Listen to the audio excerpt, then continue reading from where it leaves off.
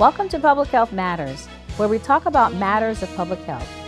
My name is Bobbie Bagley, and I'm the Chief Public Health Official and Director for the City of Nashua's Division of Public Health and Community Services.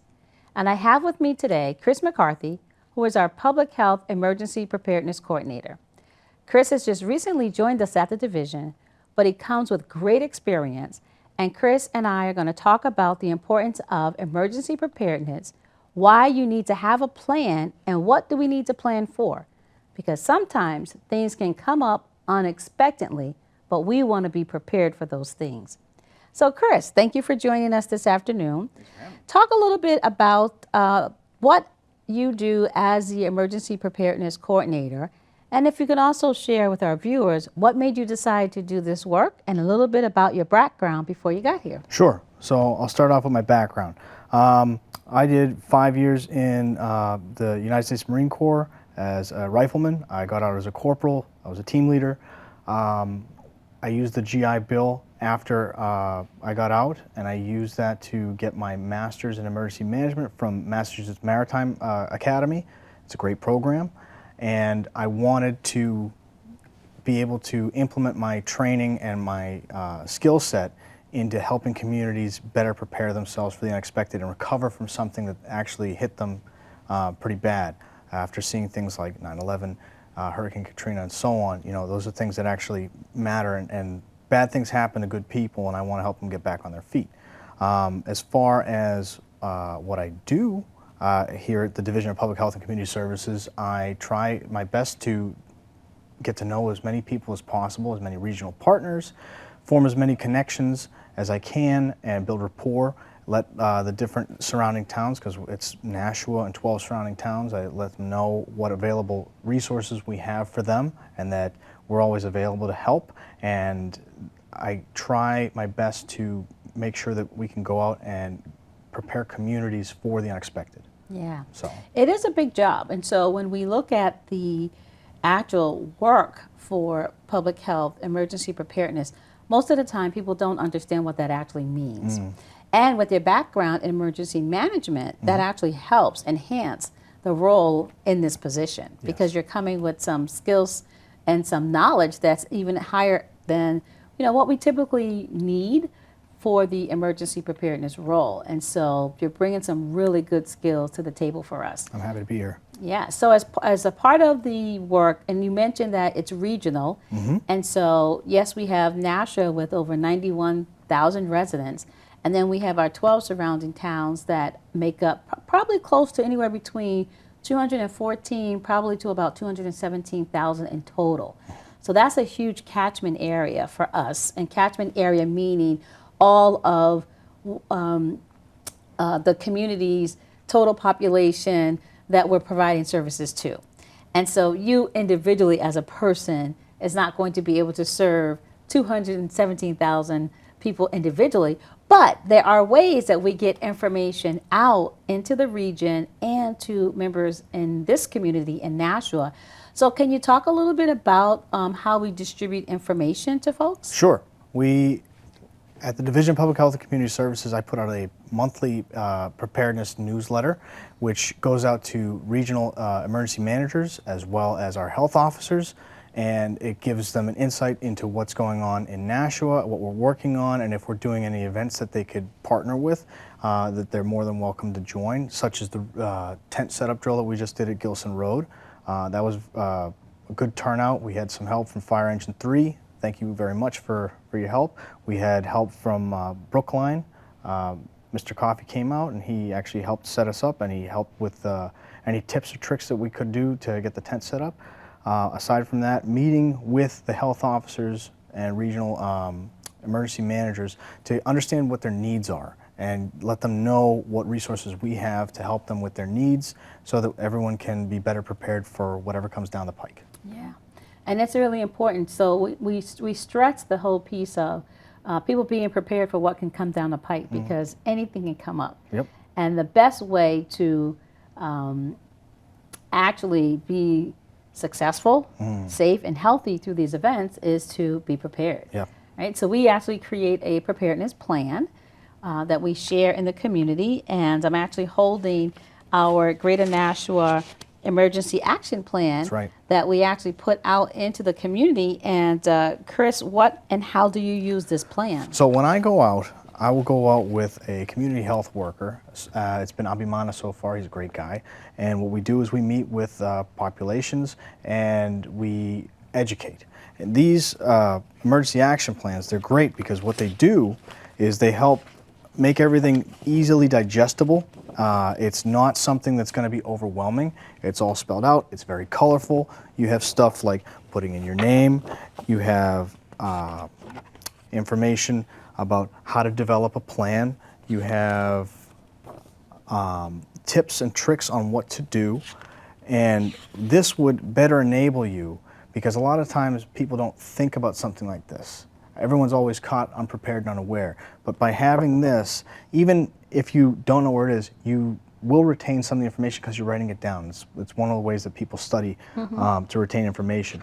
And this will help give you a good base point of where to start from. If an emergency pops off, you already have this ready. You already know where you're going to go. You're going to know what to have in a kit. If you made an emergency go kit, which is one of the things that we discuss when we meet with people, you're going to know who to plan your contingencies with. If you're going to go rally at somebody's house, or if you're going to displace from your home and meet at, I don't know, some type of a rally point, like a parking lot somewhere, that kind of stuff.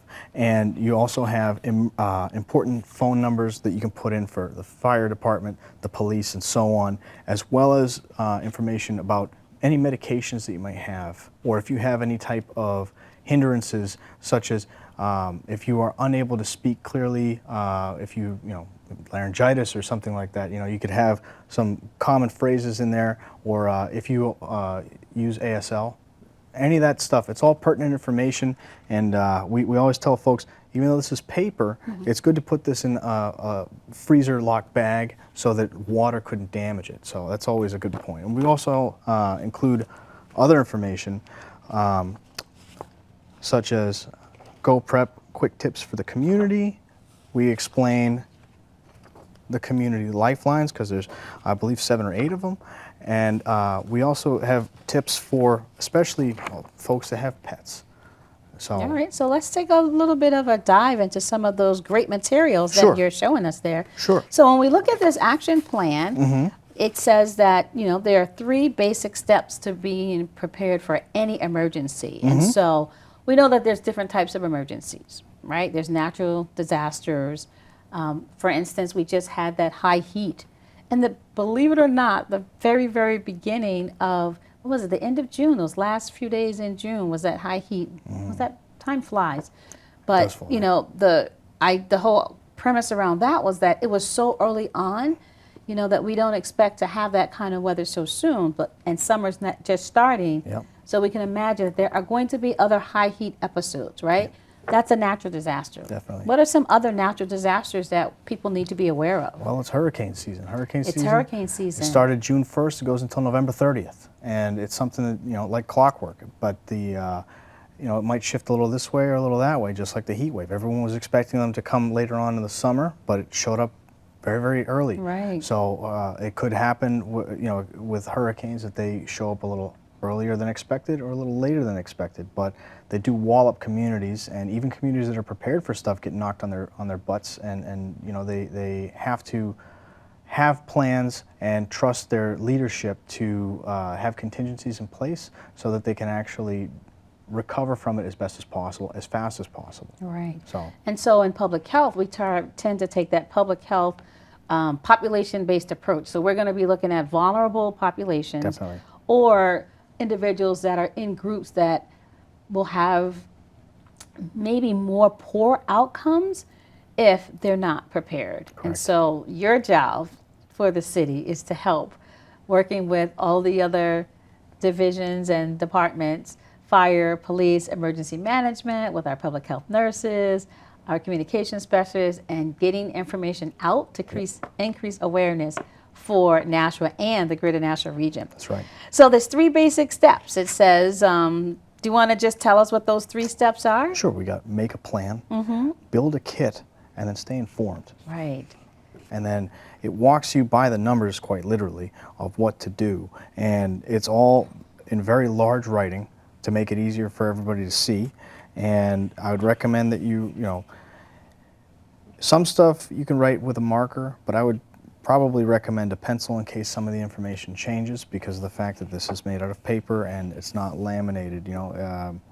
But it's very easy to follow through with all this information. Some of this stuff goes over calling a friend. It might be a good idea for your friend to have one of these as well. Yeah, So- yeah, I think that's a good point. And, you know, and part of making sure that everyone knows what's going on is to share the information, Definitely. right? So, and what we want people to do is we want our viewers and we want the community to understand that emergencies will come up, and you have to understand how it's going to impact or affect you and your family, right? Your loved ones, including Absolutely. your pets. Yeah. And so when we think about making this plan and building this kit, we want to keep all those things in mind. So anything from, you know, a house fire, because that's where people can be impacted by that, actually displaced from their homes, right? And so you want to have a plan of being able to respond as quickly, connect with folks as quickly as you can, and know like what to do. Yep. You talked about the hurricanes, we talked about the heat, floods, or anything that comes up, right? We want to make sure that folks are prepared. And this guide, like you said, doing it by the numbers can Yep. actually help. I do appreciate the fact, Chris, that you talked about making sure that a friend knows this information, and then also family members that maybe not live in the same home. Of course, because in this list, it asks you if you have any family members or friends that live in the area or out of state, and to write them down. But if you're not making them aware that you're writing them down as an emergency contact or a place that you're going to displace to or anything, you know, then they imagine if you had a plan to meet at their house and you go to their house and they've moved somewhere else, because they didn't have a plan that's in sync with your plan. So this is how we do these things, by starting a conversation about, hey, what happens if this was to pop off, and then, you know, go from there and build a plan that's solid, and maybe a backup plan in case the first one falls through. And using this system that has been developed, it's very, very easy to follow, very easy to build upon. And if you wanted to add your own spin to things, you know, because, you know, you could always add in the empty spaces any type of additional information, that kind of stuff, like pack a kit. There's some of the stuff here, these are just starters, but you can always add, oh, what if I added a water filter? Or what if I wanted to, you know, add this, that, or the other? You know, that kind of stuff. Yeah, I think it's really, this guideline is so simple to use because it goes through maybe even things that people may not think about like right away. It's important for that people understand and know what their allergies are, so that when they have to pack a kit, like you said, that they make sure that they have some additional medications, and then also letting their doctors know, like, why do I need to have this extra script? It's because I'm putting together my emergency plan, right? Of course. It also lists any special medical conditions. And I think there was one thing, Chris, that you said that was really important, keeping this plan like on you and protecting it, because if you do end up in a situation where you're incapacitated and maybe you can't speak, if this plan is somewhere near you or on you, then people also have access to this information. Yes, absolutely. Right? Because everybody doesn't have a health alert necklace, I remember, remember those? And some Yeah. people do. They wear things on their wristband so that people will know what allergies they have or what are some of their emergency conditions. Yeah. If you don't have one, when you have these things written down and you make sure that people know where this is, like our safety binder, when people know where this is, they can grab this, and this could be a part of, this is my go kit. This is going with me when I go. Yeah. Speaking of Life Alert, I know that not a lot of people have those little buttons around their neck, but they do have cell phones. And that's why when I came on board, I created a instructional guide on how to put your emergency information in your cell phone, whether it be an iPhone or an Android. And it's very easy to follow. And it's not, one of the concerns that I've heard from a lot of people is, you know, does this go to the government? No. It's as if something were to happen to you, if you're just too tired from the heat and you happen to be, you know, fallen unconsciousness or something, and an emergency medical responder was to come over, they grab your phone, they hit 2 buttons, and all it pops up on the screen is your name, your age, your allergies, and your emergency contacts. And that way they can, and your blood type as well. And that way they can render aid much, much quicker and save time in getting you back on your feet, quite literally. So that's the new form of Life Alert. So oh, cool. Yeah. And so what is that? You said that can be loaded onto the iPhone or the Android phone, Correct. so that information is right there? Correct. Okay. I have it on mine, and I've shown a bunch of folks whenever we do the classes with the emergency Go Prep bags. I show them how to do that, and this is one of the things that goes in the stacks of information. This one's the one that's almost gone, sometimes always gone, and I've got to reprint more. So it's Right. very, a lot of people weren't aware that you could do this with phones now, and Right. you know, it's very, very cool. Yeah, So and very, very useful, because Definitely. again, sometimes what happens when people get into an emergency situation. Now, the reason why we plan is because that helps reduce some of the anxiety. It's not going to change the situation. It's still going to be an emergent situation where there needs to be quick response. Yes. And sometimes our brains don't flow at the speed that they may need to, but when we have a plan, that takes away and alleviates some of that anxiety, because you have certain things written down, and things that you might forget, Yes. it's already going to be written down. Yeah, because you feel powerless. Yes, yeah, and that does happen during an emergency event. There's the whole psychological things that happen with individuals when they're in those situations, and you can just draw a blank. You may not remember someone's phone number, Yeah. but that information will be here. Yep. And with the tool, at least showing how to use a tool on the cell phone, that's also really good. So I'm glad that that's also incorporated into the trainings that we're doing as well. In this guide, it also talks about preparing for transportation or lack thereof. Oh, yeah. Do you want to talk a little bit about that? Sure. Because sometimes folks don't realize if a tree falls down on a road somewhere, right, or if flooding comes into a particular area, or that car doesn't start. Yep. So transportation is one of our community lifelines. If your car is out of commission, and your friend's car is out of commission, and the buses are out of commission, what are you going to do? So you have to plan ahead. You know, you should probably know how to change a tire if you have your own car and you're able to do so. If there's AAA is not available. If you are driving in inclement weather and you spin out in the snow, you should probably be aware of the dangers of driving in the snow at certain speeds, and you can't stop at the same amount of force that you can on dry pavement. Hydroplaning on wet pavement when it's raining, especially during hurricane season. Right, you know, right. those are things to be concerned about and something to be aware of, and you should know exactly how to do it. You have to have a backup plan for everything. I try to go 2 to 3 deep on everything that I do. So in case this doesn't work, this is what I'm going to do. If that doesn't work, this is what I'm going to do. Backup to the backup. You have to have redundancies in place. Right, yeah. Some people say it's a little exhausting, but I think it's only a few moments of inconvenience. But once everything is planned out, your mind is at ease, and like I said, you're not feeling as powerless, you know, when something happens, because you're taking control back. Because I have taken the steps necessary to get myself in the best possible outcome given this, you know, situation. So. Right. And then some of the other things with transportation, you mentioned about the car and all, making sure that they're, you know, what taxi services are available, Definitely. other ways of getting around. There's Uber, there's Lyft. Yes, and then keeping things in that very important tool that we all have, which is that phone. Now, speaking of that phone, how do we make sure, Chris, that phone is working? So first off, you'd want to make sure that your phone is charged. If your phone is at you know, low charge, you'd have to have access to an electrical outlet or a vehicle that you can charge through that. If you can't do that, you can always buy those little battery packs. Right. And they're ubiquitous. You can find them everywhere now, and they're relatively inexpensive. They're in the dollar store. They're in the dollar, yeah. So I mean, that's great. You can charge that up as soon as you can, and then you can charge your phone up, and then charge it up after you've charged your phone, just so that you have reserve energy, and then you can use your phone to do what you need to do. Yeah, so that's going to be one of those important components of that lifeline, right? Yep. Now, and then there's situations in here, Chris, where the guidelines talk about knowing how to evacuate.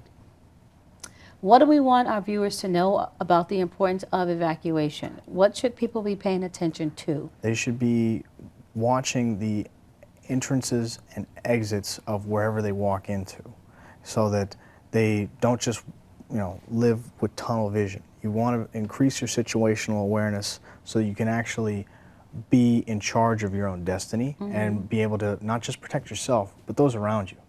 I don't want anything to happen to anybody. But if something were to happen, rest assured, I'm paying attention to everything around me so that I know when to get into some place, and if we have to evacuate due to a fire or hazmat or anything like that, I know exactly where to go.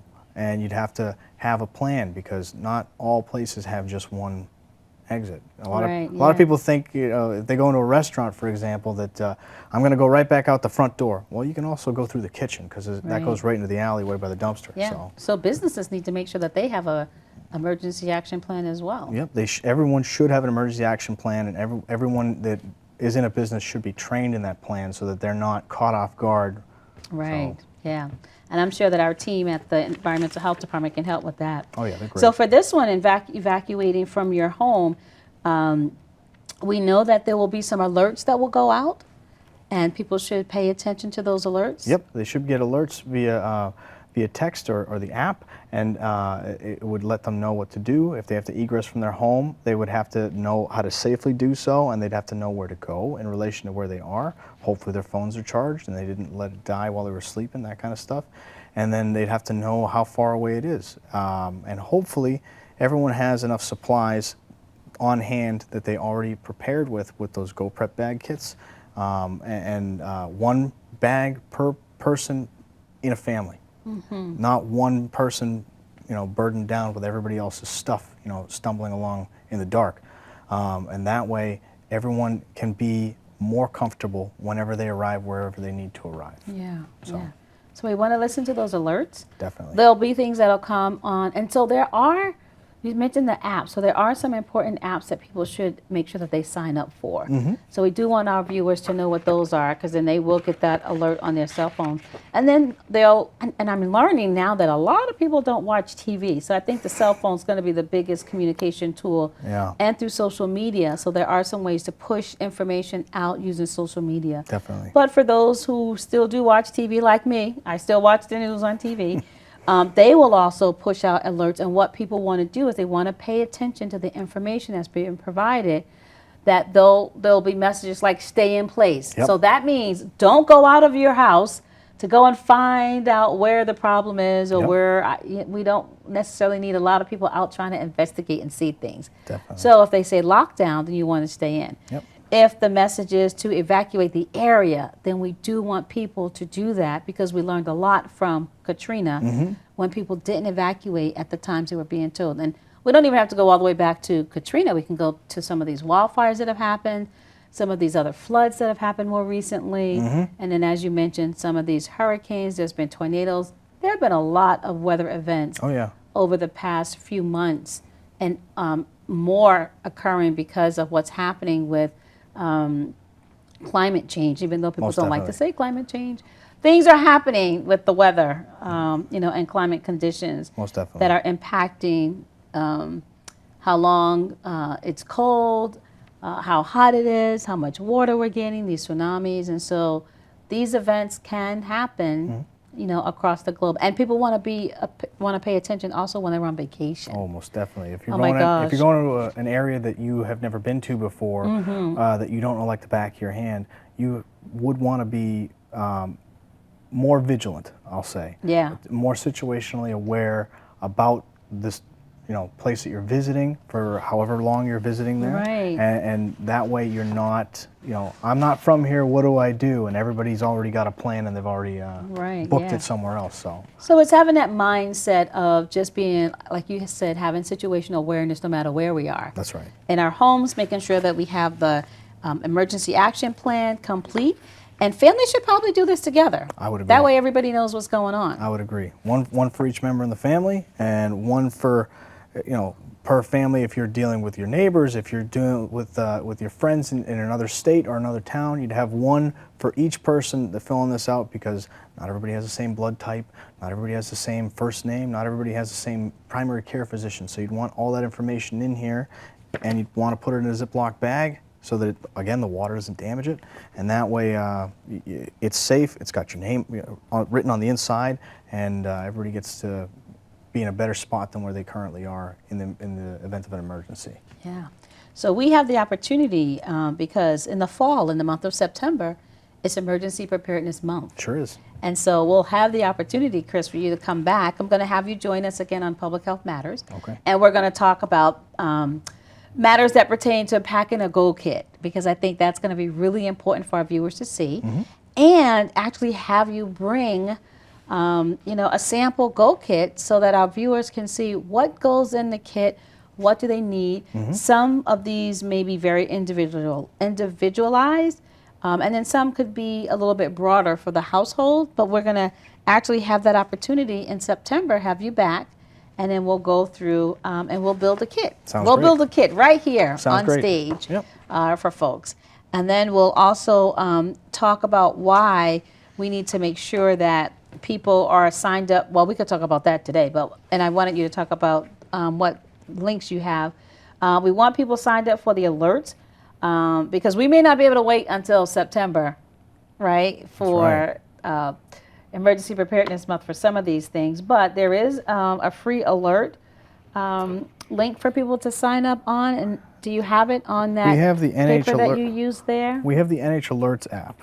Okay. And that has you can get that, it's for free on the internet at www.nashuanh.gov/code red. And that should push out any information. And then you can also get alerts through your wireless carrier, whether it be T-Mobile, AT&T, whomever. The emergency alert system on TV for people that watch TV still. And like me. Like you. The radio. I'm old school. Well, I mean, no school like the old school. The radio. And then you can also use the National Oceanographic and Atmospheric Agency's All Hazards Radio to check on the weather. I mean, that's what I do. When I push out the weather alerts, that's what I'm getting emails from is NOAA. Right. So that's what I've got for links. And check out the information that we'll be sending out as well. One of the things that we do want people to do is to not call 911 to tie up those lines. Of course. If they don't need to, Of right? course. And so we want people to be aware. We want people to be alert. We want people to be prepared for any type of natural disaster or even a man-made disaster that could come their way. What's your contact information, Chris, just in case folks want to get in contact with you if they have more questions? Sure. If anybody would like to reach me via email, my email address is McCarthy with 2 C's and then C, so McCarthyC@NASHUANH.gov. And if you'd like to give me a call, my desk phone number is 603-589-4503. That's 603-589-4503. That's right. Thank you, Chris, for being with us this afternoon. We appreciate the information that was shared. And again, we're going to have you come back in September so that we can get a sample of the Go Kit and learn how to put those things together, and also have more conversations about why it's important for us to be prepared for anything. Looking forward to it. Awesome. I'm Bobbie Bagley, and I'm reminding you to have a great day today and a better day tomorrow. And I'll see you next time on Public Health Matters.